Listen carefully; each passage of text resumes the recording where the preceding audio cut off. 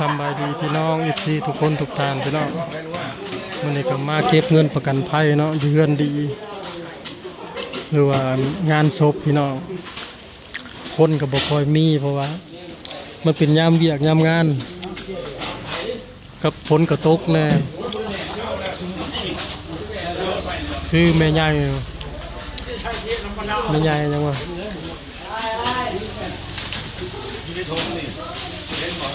ใหญ่คำพุ่นบ่ใหญ่อันเสี่ยวกันนี่แหละพี่น้อง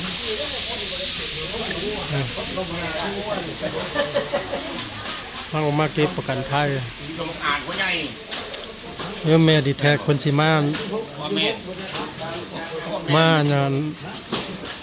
กินทานเนาะน้ำลังพี่น้องแสดงความเสียใจน้ำครอบครัวของเพิ่นอีกเทื่อหนึ่งเนาะที่เสียแม่ที่หัก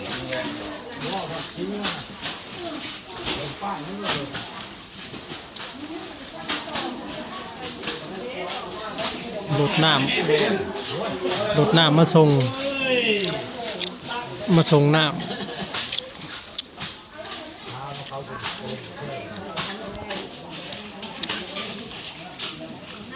ำกินยังไม่ได้แล้วลูกพี่น้องไม่ใหญ่คำปุ่นคำพุนเป็นไม่ใหญ่ของเสี่ยวกันมาแล้ว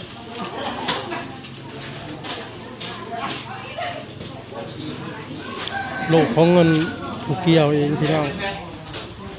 คนโซมาเนี่ยก็ประมาณเดือนปลาย2 เดือนนี่แหละพี่น้องแสดงความเสียใจน้ำเพิ่นอีกเทื่อหนึ่งเนาะเดี๋ยวแม่ดีแท็กสิมากินทานน้ำลังพี่น้องเอามาเก็บเงินซะก่อน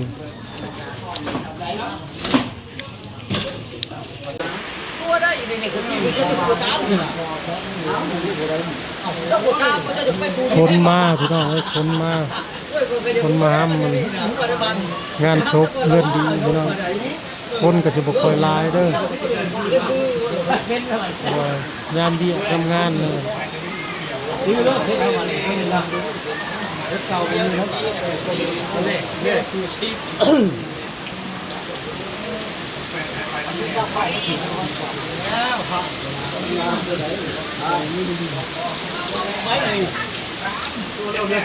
ไปเดียวเริ่มเก่าแต่ว่าน้ำ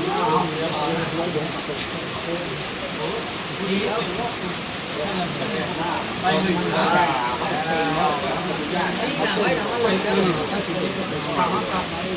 เด็กกุทกหนาเด็กกุทกหนาพุ่นน่ะเรือหาที่เก่ามาเล่นเป็นน้ำเต็มตลอดนะเด็กกุทกยาลายไปมาแห้งเนาะมาแต่เฮือนดีพี่น้องเก็บเงินประกันภัยยังบ่แล้วดอกริวมาสิมาขนหญ้าพี่น้องสิมายุ่หญ้าเนาะพอไก่ทองมาตัดล่ะพอไก่ทองเป็นผู้ตัดแม่ไก่ทองก็เป็นผู้กวดเฮาเป็นผู้ยุ่ใส่ซุ่มขึ้นมาไว้ใส่รถไว้ให้งัวคนกับสิบลายไปได้พี่น้องเยือนดีเพราะว่ามันฝนตกแน่มันเปื้อนเนาะแล้วก็ยามหน้ายามเวียกแน่ช่วงนี้เพิ่นก็เลี้ยงงัวเลี้ยงควาย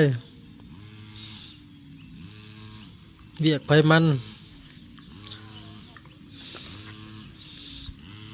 มาลูกสาวกับ1เขาแล้ว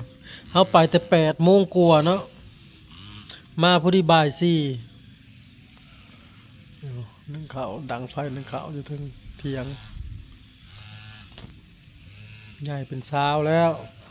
เฮ็ดเวียกซอยพ่อแม่ได้แล้วพี่น้องฝนก็ตกยิบอยู่พี่น้องเอ้ยมาก็ว่าสิมาแต่เฮิงแล้วฝนตกเลยบ่ได้มาสบริปลาลูนึ่งเขาเป่าไฟล้างตัวล้างบ่วง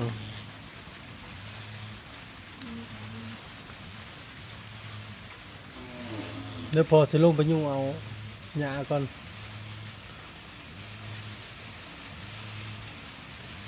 เล่มเขาเย็นพี่น้องข้างอันหัวเขาแล้วก็ล่างถ้วยแล้วนี่บ่ได้ลงเป็น เอาหญ้าน้ำพอแล้วเดี๋ยวนี้เพิ่นมิดเฮ็ดเวียกอยู่เพื่อนอยู่เที่ยงมื้ออื่นสิได้ข้าวอยู่บ่โรงเรียนคันฝนตกมันก็แล้วแล้วมันมาอีกแล้วเนี่ยพี่น้องฝนน่ะ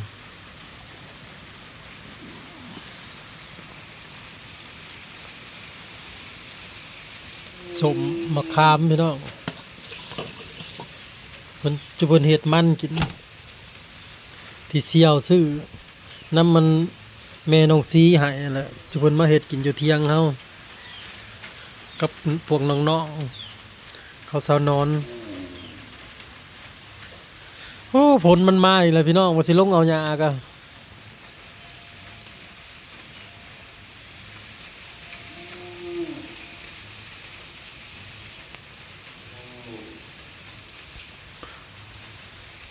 สำบายดีพี่น้องผมก็มาแต่เก็บเงินประกันภัยเนาะอยู่กลุ่มน้องแต้พี่น้องแม่ใหญ่เกาเหลาเนาะแม่ใหญ่แม่คิงคำเราอายุอะไรว่า70ปลายหรือ80ปลายว่าเขาถามลูกเรามือวันคานเอาลงมืออื่นนี่วันจันทร์มือฮื้อพี่น้องมืออื่นก็อาจสิได้ไปเก็บอีกพี่น้องเงินเพราะว่ามันบ่ทันได้ครบภูมิภูอยู่ใกล้กับมาเสียไว้ภูอยู่ไกลก็คืออยู่บ้านอื่นมาเขานะก็สิยากแน่เพราะว่าอยู่ไกลเนาะ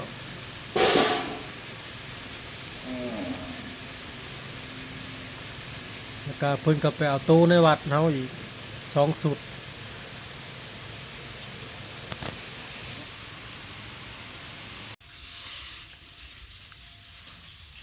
อุ่นเขาเย็นบ่ได้มาเขาบ่แล้ว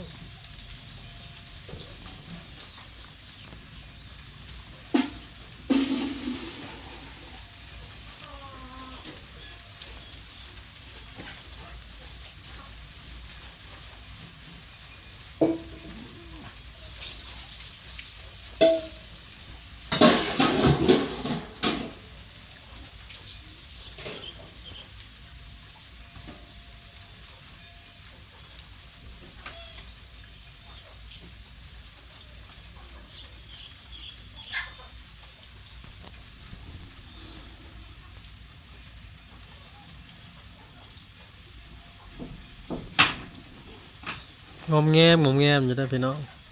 เทียงมันต่ำเด้มันเลยก้มอยู่ตลอดถ้าเสียงสูงกว่านี้ก็เขาก็บ่ได้ก้มตลอดเนาะอันนี้อยู่กี่ไพ่มีแต่ก้มมันก็หัวลงข้างหัวเข่าแล้วก็ล่างถูไว้